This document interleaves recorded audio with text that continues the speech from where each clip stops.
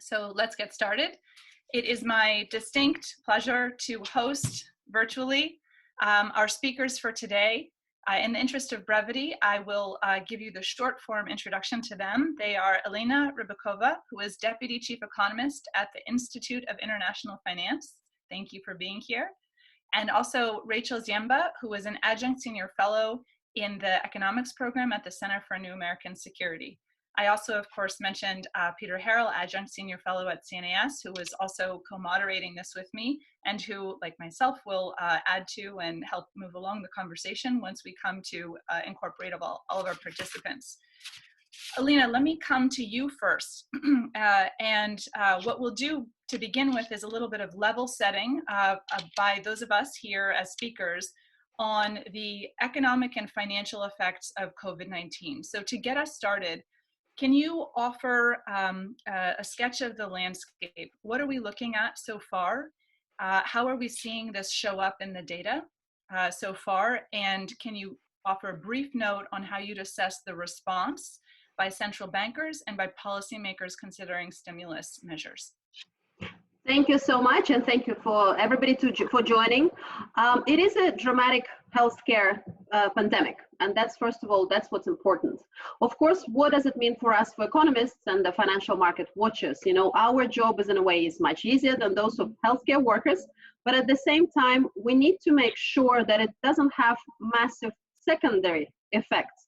The first effects are clear. If you're having shutdowns, you will have a mathematical effect on growth. It's not something per se we should be scared of.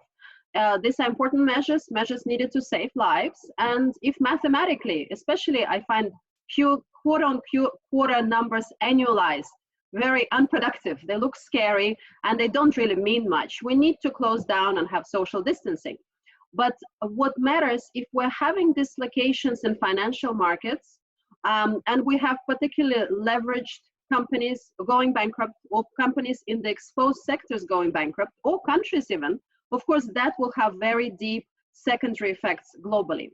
In terms of the response so far, we had very brave responses by the central bankers, and we also had a lot of individual country suggestions for fiscal measures. Unfortunately, we have seen much less in terms of coordinated response, and that matters, especially, for example, for emerging markets, where the outflows so far are already much deeper than we have seen in the global financial crisis or any other previous crisis. So what is lacking at the moment is a coordinated response. Thank you very much for that. Rachel, let me turn to you right now, and let's get a little bit further into the impact for growth. How are you seeing the impact, say, for second quarter growth? And looking forward, what's a way that we can understand and evaluate that with any kind of empirical rigor? Obviously, that's an incredibly difficult task at this time. And can you also go a little bit deeper into the issue of how we may be seeing different economic performance indicators for emerging markets versus more advanced or mature economies? Thanks, Liz, and thanks to all of you for joining us. I'd just like to sort of pick up on the point Elina mentioned, which is this the quarantines, the shutdowns that stay in place, of course, mechanically are leading to what will show up as recessions across many major economies. In fact, they have been arguably rolling downturns, contractions, beginning in China, spreading to Europe and the United States, already either in the first quarter or moving into the second quarter, and those will be reinforcing. We've seen in the last few days, India, for example, another major emerging market, go on lockdown. So these are sharp and deep measures. And that's, I think, one of the contributing factors to this major capital outflow pressure Elina was talking about. So compared to the global financial crisis, these are likely sharper. We don't know yet whether they will be shorter. That will depend on the health crisis, and it will also depend on the policy response. Countries, for example, that are able to keep workers assigned to their jobs and to provide a financial lifeline may be more able to emerge out of it. If we look across the world, whether emerging or developed, it's the service sectors that have been most affected, particularly in-person services, travel and tourism, and anything other than basic goods delivery, food and groceries. Manufacturing has been hit, including in China, and we can talk about both supply chain issues and also the impact of trade restrictions that have been manifesting in a major way. The trade war has taken on very new guise. Another important impact for emerging markets has been the oil war. And this has been a very big demand shock for global oil and gas. But in this context, Russia and Saudi Arabia have opted to increase supply, and others are following. And so this means this lack of balance in the oil market hits revenues, it adds to the financial market pressure, and means that as we come closer to running out of storage, is going to put particular pressure on those countries. And unlike in a typical oil supply shock, the importers might not benefit a lot. If they're on lockdown, who's driving, or who's driving as much? And as Elina already highlighted, many emerging markets have less policy space than their developed market counterparts, either because they've already used up that fiscal space, or because they're facing currency and other outflows. In that regard, I think it's going to be very important for us to watch the revival and restart of particularly the Chinese economy. And China provides a cautionary tale of the sort of depth of decline we might see in activity, and maybe some of the challenges in starting. Before I conclude, I think one other important thing to watch across both developed and emerging markets is probably a greater role of the government in driving growth and the like. Some of that is necessary. We're in an unprecedented crisis, and government coordination within and between countries is critical. However, I think it's also worth watching the dynamics of state-owned enterprises and the way in which either SOEs can be important to keep things running, as we've seen in China, and as I think we will see in countries like Saudi Arabia and the Gulf, but also how it might reinforce the role that these entities play, and that might lead to some important security questions down the line. Actually, that's a really important point to pivot to the geopolitical effects, and something that us at CNAS and our colleagues have been thinking about, what the implications of greater state involvement for economic crisis response will mean for governance and mode of governance. Let me turn now, give another question to all of you, specific to at the country level. Can you look ahead at this picture you've now painted of economic difficulty, cascading economic difficulty, uneven economic difficulty, and in some cases, for some countries, perhaps profound economic difficulty?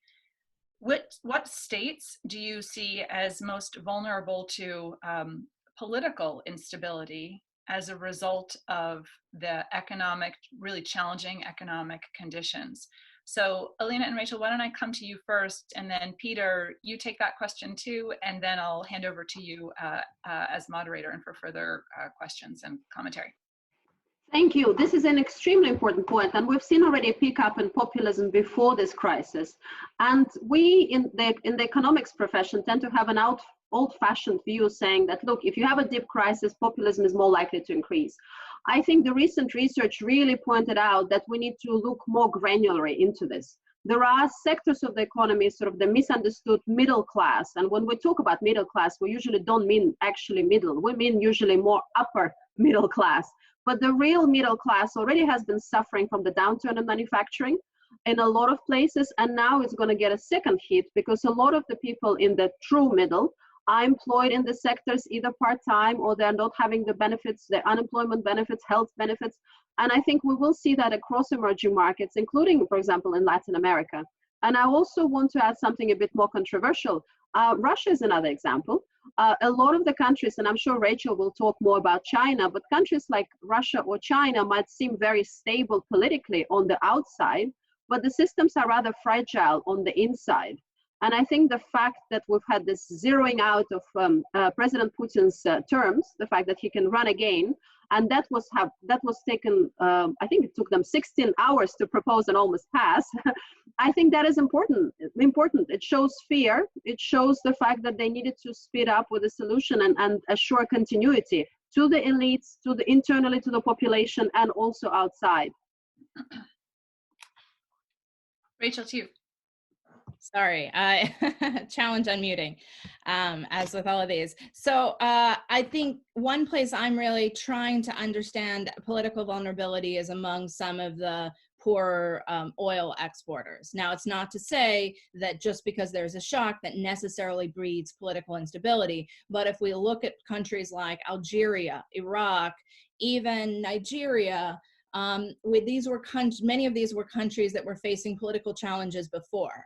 Algeria is one that stands out, and it's one that was already bleeding money when oil prices were at $70 a barrel.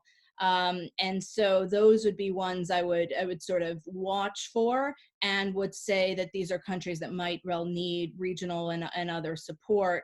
I also have my eye on India. And that's partly because of the way in which the pre-existing crackdowns on nationalist lines were already destabilizing parts of India. And unfortunately, the speed at which the lockdown was put in place in India with very little notice and very little attention to how people would get basic food and basic services, I think could deepen those fault lines. I'm not saying the Modi government is going to fall, but I do think that some of the pressures that are there could be amplified in this very important ally. Peter, to you. Thank you, Liz, and thanks for inviting me to join the panel and to moderate after this. I think it's probably going to be a couple of months before we really understand what governments are potentially vulnerable to political unrest here, unless some government so totally botches the response that there are food shortages or that kind of thing. I mean, I think the reality is, over the next couple of months, in most countries where the pandemic is spreading at scale, which I think is likely to be most countries around the world, most people are frankly going to be staying home.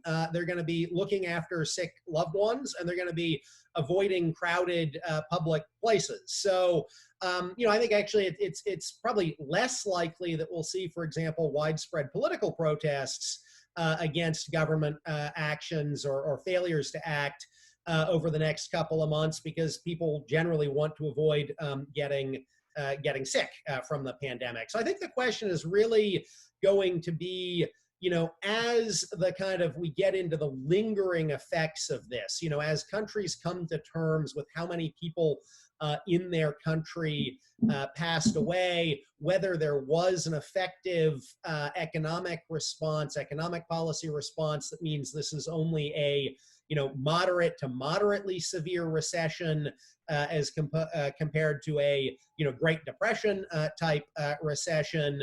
I think it's really only at that point that we'll really begin to understand which governments are actually facing serious vulnerabilities as a result of their response. I'd also just note, preliminary polling, and we've begun to see some of this, suggests that in the short run, most leaders are getting popular bumps as a result of the response. That seems to be true in both democratic and in less democratic countries. But so far, in the very short run, it seems there is a little bit of a kind of rally around the flag, appreciate that governments seem to be doing something to address the crisis. I'll be very surprised if those bumps last over time, but again, reinforcing my view that the political implications are probably more of a midterm rather than a short-term development.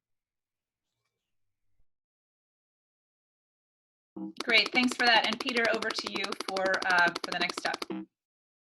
Great. Well, thank you very, very much. And Elina and Rachel, thank you so much for some very thoughtful and insightful comments. I thought I would use the prerogative of the moderator to ask just one or two questions of each of you to kick off the discussion. And Elina, I actually want to pick up with you first, coming back to one of your comments that you made in your remarks that you know, in the short term, people shouldn't be too scared of the terrible numbers because they don't matter all that much. I mean, you know, there is a shutdown happening. That means the numbers are going to be bad. And the question is really, you know, how do things play out after economies get turned back on? You also said that at an individual country level, you thought a number of countries were actually taking, you know, fairly aggressive and impactful policy responses. But you commented that you see a lack of coordination, particularly maybe between developed and emerging markets. You know, obviously over the last week and a half, we have seen here in the U.S., the U.S. Federal Reserve expand swap lines with a number of countries around the world to help address financial flows and vulnerabilities. You know, we've seen commentary out of the international financial institutions, the IMF and the World Bank, talking about things that they can do as this gets worse. And we've seen the European Union really take some pretty dramatic within the EU steps, much like the US has domestically. What do you see as policymakers not doing? What are the sort of, with more specificity, what are the steps you think that are being forgotten in these early days of the policy response that we need policymakers to turn to, you know, quickly in order to get out ahead of problems? Thank you so much. I think it's important to operationalize these solutions, basically make them functional. There's a lot of talk and a lot of proposals, but the money hasn't reached those in need yet. And I think it's very important, as you say, to break it up into two big issues. One is the access to the lender of last resort and foreign exchange. Just to remind you, emerging markets continue to borrow a lot in foreign currency, or they rely on the global financial markets. Even though some of them have moved away from borrowing in FX, they borrow in local markets and local currency, but they actually sell those bonds to global financial system, to global asset managers and sometimes banks. So they themselves do not print dollars. And therefore, when there is a shock, even though they might have flexible exchange rate regime, they still have to provide lender of last resort facility in foreign exchange. And the Fed's swap lines are very helpful, and we can already see that in the price action of these markets, but it's very limited, and it's understandable. It's not responsibility of the Fed to bail out every emerging market, and they are going to do swap lines with those that are most credible, that do not have the big credit risk, and that's what they have done. That is already very encouraging and helpful. But the IMF measures are not coming out fast enough, and I think that's the concern. IMF programs that are emergency programs are just too small to matter. They matter maybe for some of the smaller countries that Rachel mentioned, but they do not matter for the big countries, and they're not coming fast enough. You know, they still have conditionality on the programs, and they need to speed it up. I think that's the big issue. On the European front, we actually have within Europe the similar issues in a way, where some of the periphery countries or some of the non-core countries are struggling to borrow already. And there are few takers either for the Spanish bonds or the Italian bonds, and there are concerns about debt sustainability in these countries. And over the last few days, we've seen a lot of debate among the policymakers, and even the letters, you know, letters from this group of policymakers, this group of leaders, they've all fragmented, and they haven't come up with a pan-European decision how to help out the countries across Europe. Thank you, Elina, for that. Very much appreciate it. Rachel, I want to come to you now and ask you to elaborate on one of the issues you put on the table towards the end of your remarks, the issues of impacts on supply chains. And it's interesting to see this because I think, you know, views of impacts on supply chains are evolving quite quickly as the crisis spreads globally. I mean, back in January, you know, kind of through the end of February, I think many of us who were looking at this issue when we were still of the view that this was a pandemic that would largely be confined to China or potentially China and a couple of adjacent countries in East Asia, were thinking about, U.S. vulnerabilities or European vulnerabilities to China supplies, on medicines and API, pharmaceutical ingredients for medicines and that kind of thing. Obviously, we're now in a little bit of a situation where, China may be getting back to work. The U.S. is shutting down. Europe is in the middle of a shutdown. We're seeing reports about the European shutdown already impacting, auto parts supplies here in the U.S. and elsewhere. Certainly, although to date, trade seems to be continuing across the North American borders, the U.S.-Canada and U.S.-Mexico borders, even though most people, other than people carrying goods, are not. If there's a further clampdown, that would disrupt supply chains. I mean, looking at the world today, where it seems like we have a global pandemic and not just a regional pandemic, what do you think, how do you think policymakers should be thinking about supply chain risks, both in the near term and then after we get through the current crisis over the longer term? Great question, Peter. And I think you're right to split it into those two different timeframes, because governments and individuals are in crisis mode and trying to source the things that are most important, and also try to maintain not only medical equipment and medicines, but also food supply chains, which I would say is something that when we look back on it, China did quite well domestically. And I think there are other countries that may struggle to do that, not only because in that context. So I think if we look back at the beginning, yes, there was a supply concern about medicines, but there was also a supply concern about what was it going to mean for iPhone supplies and what was it going to mean for everything. It's hard to think back about the kinds of how impactful or not things like the Apple earnings warning and many earnings warnings were. So I think that's where in the short term, the big demand shock has probably shifted also what types of things people are demanding.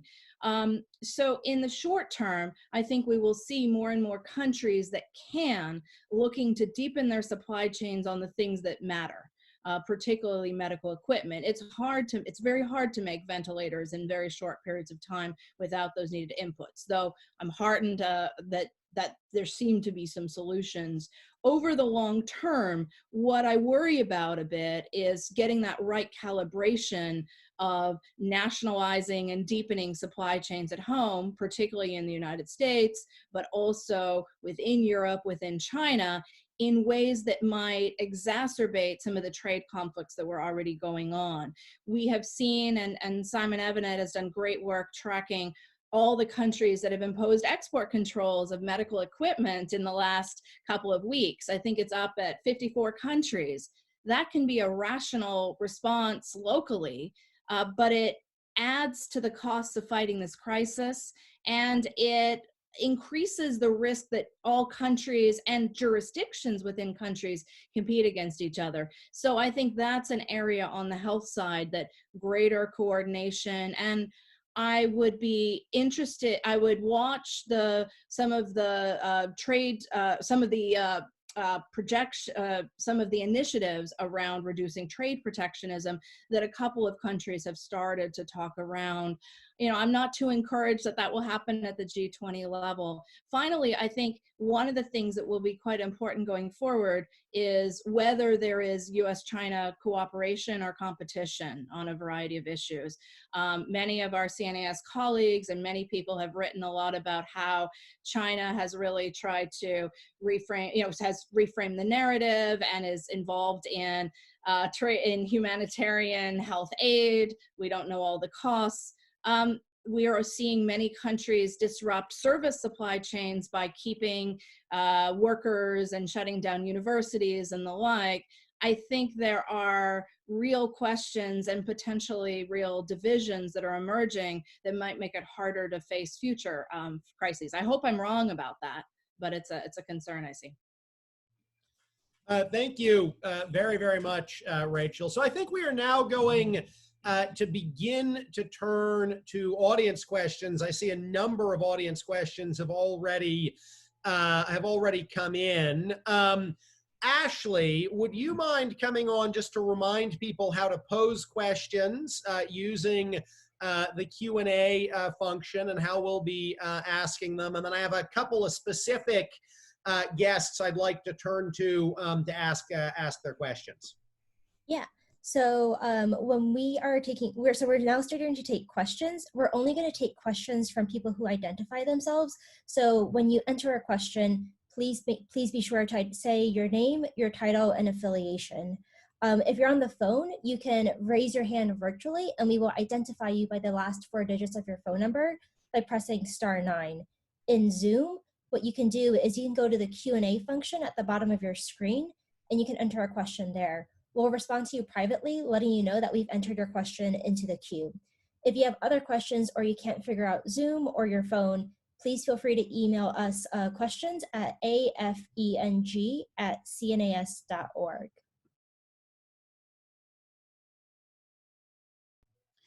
Thank you very much, Ashley. For our first question, I'd actually like to turn to one of our own here at CNAS from our CEO, Richard Fontaine, who we are fortunate to have with us virtually today. Richard, for you, can we actually unmute you so that you can ask your question directly? Sure. Can you hear me? Yeah, absolutely, Richard. Great. Well, my question is about the sanctions that are in place on countries like Venezuela and Iran. I guess Iran, first and foremost. There seems to be a division in interpretation about whether relaxation in those sanctions is merited given the health crisis in both of those countries and other places as well. The one side says, well, there's no restrictions on the import of medical supplies and equipment and so forth. The other side says, well, it's really the financing that's been interrupted by the sanctions. It makes it very difficult for these countries to obtain the kinds of supplies necessary given the health crisis and whatever our differences with their government's policies. We don't want to see coronavirus break out and among the population to an even greater degree. So I asked the panelists what your assessment is of the impact of the sanctions, particularly with Iran and Venezuela when it comes to coronavirus effects. Thank you very much for that, Richard, and certainly something that has been in the news. I mean, we've seen all of these reports of, the Iranians asking for sanctions relief and various efforts, including by some mostly Democrats here in the U.S. to provide some sanctions relief. I actually thought, Rachel, I'd love your views on this. But before that, Liz, you worked at Treasury on sanctions. Obviously, one of Washington's leading experts on sanctions. I thought I might ask you, Liz, to come in for just a minute on this, and then ask Rachel. Thanks, Peter, and thanks for the question, Richard.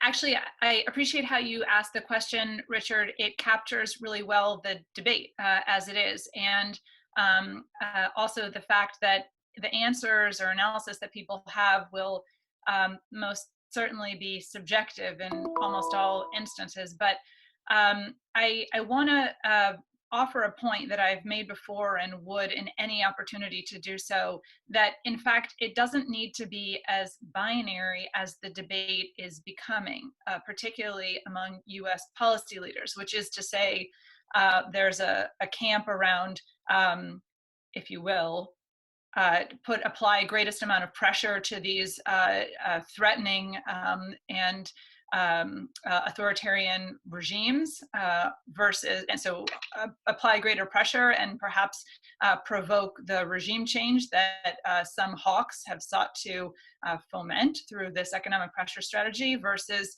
a kind of what appears to be emerging as a kind of compassion, if you will, movement, which is to say now is not the time to be applying greater economic pressure, particularly where there's a broader public international interest in making sure that these countries, to the extent that they become an epicenter of the pandemic, as Iran surely has, let's support them as they are working through their response.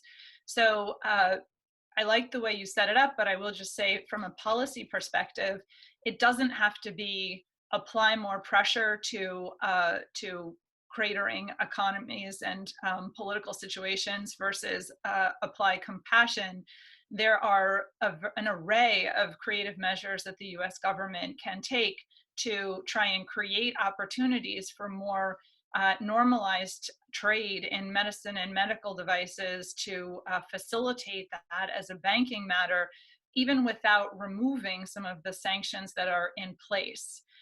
However, the US government has been piling on more sanctions yesterday, all of last week, et cetera. So for Iran, as well as more measures for Venezuela yesterday. And so we can see, I mean, these actions really speak for themselves, that the US government's perspective is much more in the apply pressure camp, but there will be, I believe, a greater and greater debate that will have a very partisan character in the United States around, if you will, apply pressure in order to tip them over the edge for regime change versus a kind of compassion, if you will, movement. It'll be particularly difficult for Democrats. So maybe I'll just leave it there for now, but to say it does not need to be that binary and ignores the opportunities for creating general licenses or other opportunities to respond to the pandemic and apply particular technical assistance and relief. But to the point Elina was making earlier, we've seen very limited international coordination. It's struggled where it has existed, even amongst like-minded countries and traditional allies with established multilateral bodies. So to contemplate what that could look like between the United States and Iran seems like a much more difficult opportunity or opportunity for success. Actually, that was a terrific and thoughtful response, Liz. Maybe I will leave it there. Rachel, we'll come back to you on another question just to keep things moving along. I believe we have a question from Michael Herson to bring in, I hope, some of the Asia dynamics and U.S.-China dynamics here. Michael, I think we have you on the phone, and I'm going to turn to you to ask your question live as well. Sure. Thanks, Peter. Can you hear me?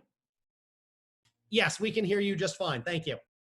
Great. Well, first of all, thank you for the discussion. I wanted to pick up on a point that Rachel made about China's early recovery from coronavirus. It's been very interesting for me to see how China has sought to leverage that to provide more assistance to a number of countries from Europe to Africa, and really go from, I think, an initial effort to just repair China's image to what seems to be a much more ambitious effort now to really claim some mantle of global leadership as the Trump administration falls short in terms of how it's coordinating the global response to the pandemic. At the same time, I think there are real limits to China's willingness and ability to do so in the way that the US used to in the past. But from an economic perspective, the question for both Elina and Rachel would be, China appears thus far to be, I don't want to say a safe haven, but to be far less badly hit than a lot of emerging markets. And the question this raises to me is, will China be able to provide financial assistance to emerging markets in particular as the economic toll and debt issues mount for many of these developing countries? So I'd be curious to get your thoughts on that. Will China have the willingness and also the capacity to not just absorb the hit from this pandemic, but to actually provide financial assistance to other countries? Terrific. Thank you very much, Michael, and thank you for joining us. Elina, maybe I'll come to you first on this, and then Rachel, ask you to opine on this question as well. But first, you, Elina. Thank you. I think China definitely has much more limited capacity to be the land of last resort compared to the previous episodes. But I think there is definitely willingness, and for the smaller emerging markets and frontier markets, it will make the difference. We have seen China's outwards investment into this crisis much lower. The commitments from the One Belt, One Road The latest ones were much smaller than the previous ones, and they've become much more selective, especially some of the countries in Africa or also across the world actually beginning to have issues, and China was sort of, in a way, forced into taking over assets they might have not wanted before. But I think with this crisis, especially the lack of the quick response from multilateral organizations, I think that gives room for China to step in. And I think on a small scale where it will matter for this smaller frontier markets, I think we will see China participation definitely happening. In terms of the global shock, I think with Chinese outflows so far, capital outflows, haven't been as dramatic as in the previous episodes and also compared to other emerging markets. And that's something to watch. They seem to be doing somewhat better than many other emerging markets. Yeah, if I might add, one important debate that's ongoing right now is about not only financial support, but also debt relief. And maybe I should say particularly interest payment relief. It's important. There's a debate out there that amplifies. And that's been a call not only from multilaterals to encourage bilateral creditors, of which China is one of the largest and really the largest, for many emerging and frontier markets. Debt service relief would only provide a little bit of space for countries that are facing, facing fiscal and other policy constraints. I tend to think of it as being helpful but insufficient.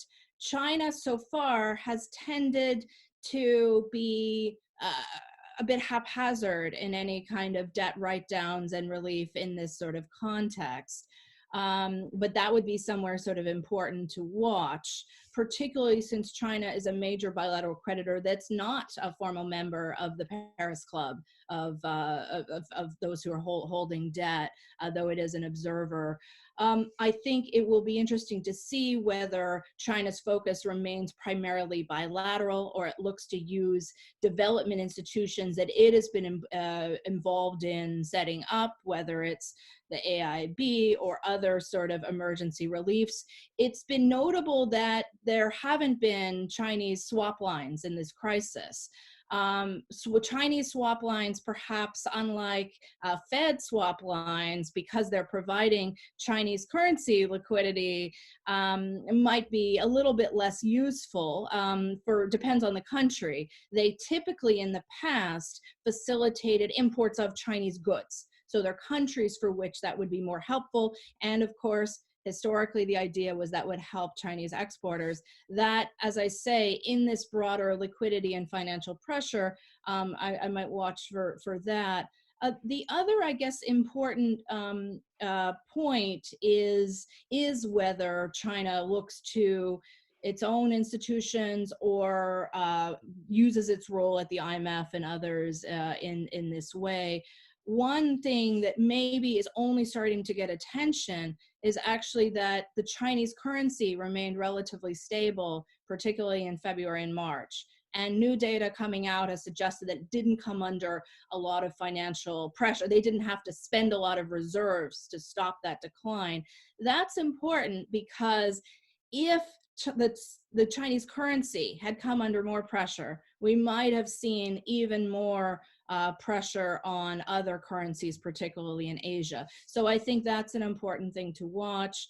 And I do think for some debt investors, there has been this view of China as a safe haven.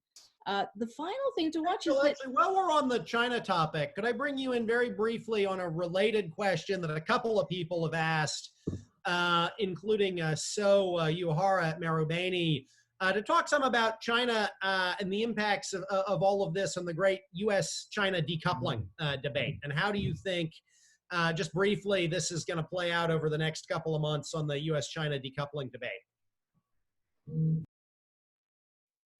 Did you want me to answer that, Peter? Or? Yeah, just briefly, please. Great. Pivot to that. So I think my worry is in the remarks is that it might amplify elements of decoupling. I think many of us are probably trying to read between the lines of the call that Presidents Trump and Xi had last night, where it did seem to be an effort to try to smooth things out, particularly on the health side, and look for some high benefit, low risk sort of areas. The moves that have happened on export controls, particularly around Huawei, or maybe a cautionary question there. And then definitely the flow of people and individuals that was already being disrupted on visa lines and scientific and other cooperation, I think are likely to face, to face a hit. There's an opportunity for China and the US to cooperate and in that way. I'm a bit skeptical whether it will materialize, in part because of this, some of the element of influence that Michael was talking about.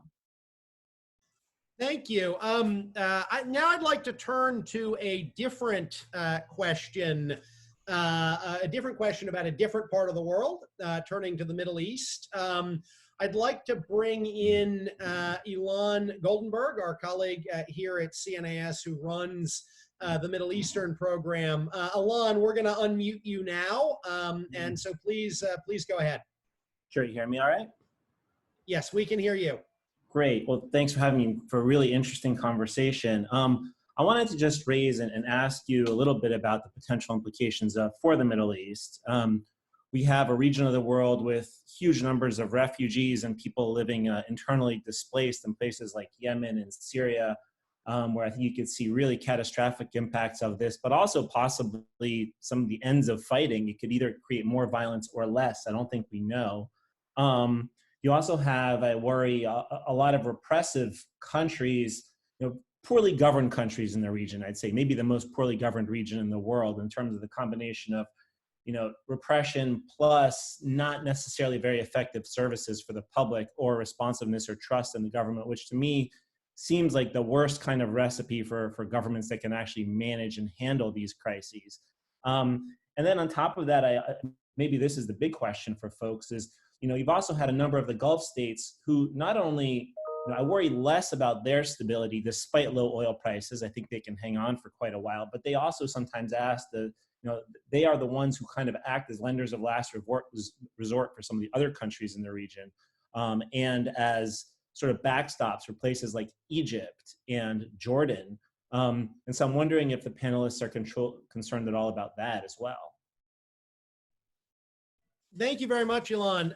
Elina, let me actually turn to you first on maybe the second part of Ilan's comment about impacts on Gulf countries' ability to land as they deal with a likely prolonged world of low oil prices, some of which is in some ways self-inflicted given the Saudi-Russia oil price war. But let me begin by turning to you, Elina.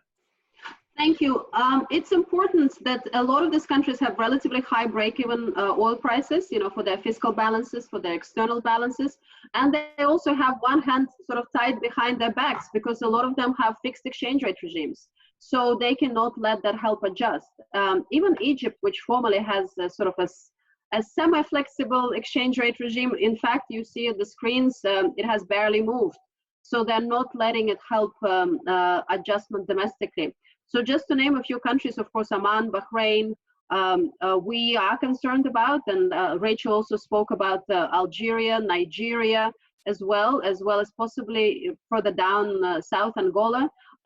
We do have a number of countries that will be a challenge.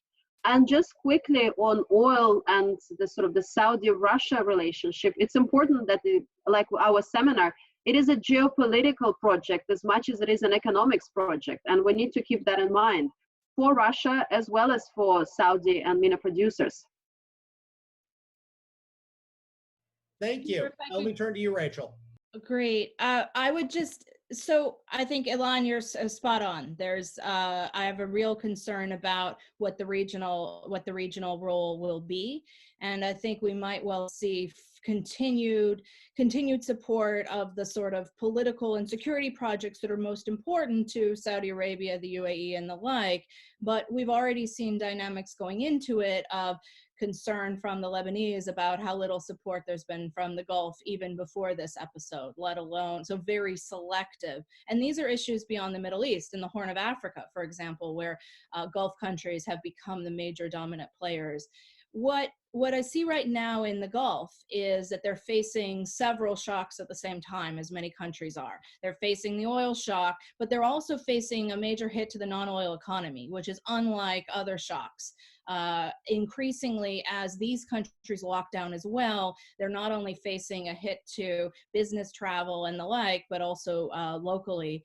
And this, I think, calls into question the degree of economic diversification and what that really means. Plus, you add to the fact that the assets invested in public markets have no doubt taken a hit. So I think you have a number of shocks and an environment where it's cheaper for Gulf countries to finance themselves, unless they're Bahrain or Oman, than many emerging markets.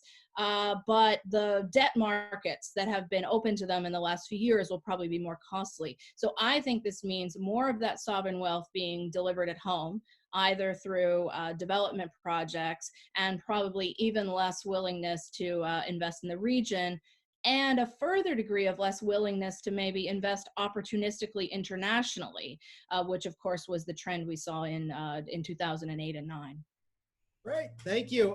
Let me turn now to a couple of questions we've been getting from the question, a couple of additional questions we've been getting from the question function here on Zoom. The first, a question on the geopolitics, and then I want to ask a question on the international response. So on the geopolitics, a question from Michelle Salvini at the Bank of Italy, who is asking about whether China's potential involvement in rescuing frontier emerging economies gives it an opportunity to boost renminbi internationalization, something that China's talked about for quite some time, obviously, and made comparatively limited progress on actually implementing. And then related, sort of related conceptually, although on a different angle of the geopolitics, these kind of high-profile relief efforts we've seen by both China and now Russia, you know, flying cargoes of military supplies and doctors into Europe, and sort of how is those sort of high visibility responses affecting the geopolitics. So that's one set of questions. I'm going to come to both of you on that in a minute. And then the second set of questions to put on the table now from several individuals, including Tom Cunningham at Equinor US, and from George Lopez at the University of Notre Dame, about what more should the G7 and G20 be doing here, you know, in terms of coordinating in international response. So let me turn first to the geopolitical questions, and maybe Elina, let me start with you.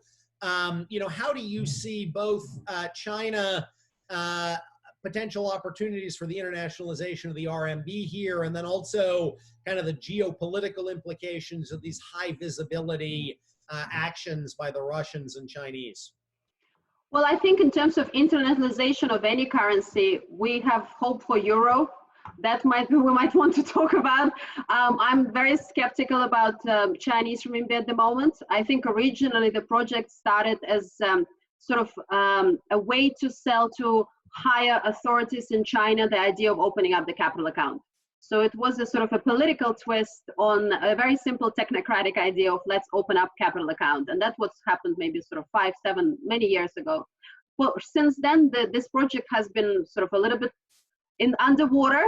And I think without proper opening up of the capital account and the monetary policy, conventional monetary policy, it's very hard for them to do proper internationalization of the renminbi. For Europe, however, that's a different story. We can touch upon that later. In terms of I'd like to welcome, because we are running low on time, and we did also get a question about European responses and how do you assess, you know, are we going to see things like a common European debt instrument or anything like that? How would you evaluate the European response? I think for Europe, it's a critical moment. And you're saying already in the press in Italy and Spain is that, do we walk away from this project? And I think it's extremely important. And a lot of European authorities haven't fully woken up to the reality that you could have a second European crisis like we had in 2011. So in terms of the response, I think the Eurobond would be fantastic if possible. But in the short run, you have existing institutions, for example, an ESM credit line available to all, that could help. So the show of solidarity with an existing institutional framework is critical. And then over time, I am hopeful, I'm still Eurobond hopeful, but it might just take too much time to be meaningful at the moment. Rachel, let me turn to you both on the briefly on the geopolitics question, and also what more would you like to see out of the G7 and G20? Sure. On the geopolitics question, particularly around China, I think an important limitation on greater internationalization is actually the degree of Chinese discomfort about the amount of renminbi that circulate internationally. That's sort of the flip side of Elina's point on the capital account, but we've seen one of the challenges even in countries like Russia that have adopted major sort of renminbi stockpiles in their foreign currency reserves, that there's the liquidity issues and the like. So I think there is a different view even within China about whether and what type of internationalization is advisable. Plus also concerns about credit risk that materialize. So I think it's a complicated story. That being said, I do think the optics of some of the delivery, especially in Europe, they serve to amplify those divides within Europe that Elina has been talking about. The jury on how effective Chinese and Russian help was is still with us, but we know that China and Russia have had at their hearts, in the heart of some of their policies, a desire to exacerbate some of those divides, and that's something to watch. One explanation I've heard that makes some sense on the Russian side was not only wanting to get some credit and kudos, but also whether it might be useful to get some expertise in learning how to treat this illness. But that's to be seen. On what else could we see the G7 and G20? I know in that context, I think more commitment and pressure around bolstering some of the global financial institutions and push to provide more liquidity, more financing in that way. Additional support and funding to global health organizations. And particularly I think I'd like to see a bit more action behind some of both the fiscal coordinations and the pressure to try to avoid trade protectionism and competition. We are starting to see some coordination or some at a lag coordination, particularly from central banks. But I think that we could see more, and one of the key places we could see more is trying to figure out how to utilize institutions that already exist to provide backstop so that we don't see spiraling recessions across more of the world than we need to.